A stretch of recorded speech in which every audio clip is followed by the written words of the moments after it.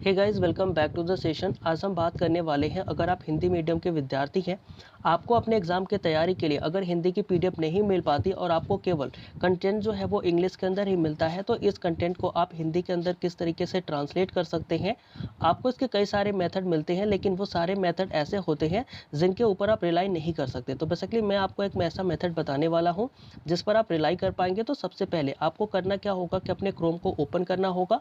जैसे ही आप अपने क्रोम को ओपन करेंगे, यहाँ पर आपको बेसिकली एक टर्म जो है वो सर्च करनी पड़ेगी, और वो टर्म बेसिकली हमारी क्या होती है, गूगल ट्रांसलेट। तो गूगल ट्रांसलेट यहाँ पर आप सर्च करिएगा। फिर जैसे ही आप गूगल ट्रांसलेट को सर्च करते हैं, उसके बाद आपको ये जो पहले नंबर पर वेबसाइट मिलती है, इस वेबसाइट को ओपन करना होगा। फिर जैसे ही आप इस वेबसाइट को ओपन कर लेंगे, आपको अपने क्रोम को जो है वो डेस्कटॉप साइट के अंदर करना होगा। जिनके पास डेस्कटॉप है वो इस डेस्कटॉप से ही करें। अब क्या होगा कि यहाँ पर आपको एक डॉक्यूमेंट्स को अपलोड करने का जो ऑप्शन है वो मिल रहा होगा।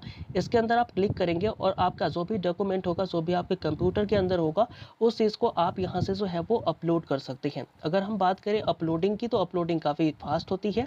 जैसे अगर मैं बात करूँ तो यहाँ पर मेरे पास एक पीडीएफ है जो कि जैनिज्म और बुद्धिज्म की है। तो इस चीज़ को मैं क्या करता हूँ, यहाँ पर अपलोड करता हूँ।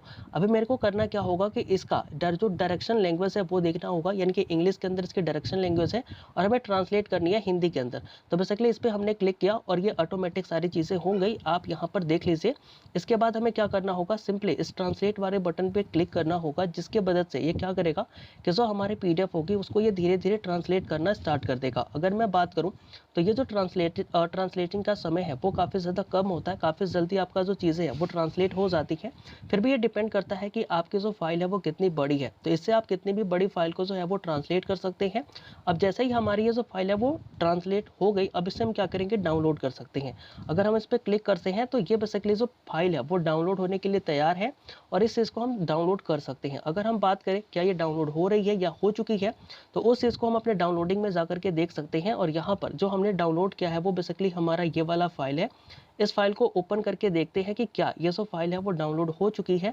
तो इस फाइल को हम यहाँ से ओपन करके देखते हैं। तो अभी क्या होगा कि ये जो हमारी फाइल थी वो इंग्लिश के अंदर थी, और अभी इस फाइल को हम हिंदी के अंदर जो है वो ट्रांसलेट कर रहे हैं। तो देखेंगे कि क्या ये जो फाइल है वो हिंदी के अंदर ट्रांसलेट हो चुकी है या नहीं।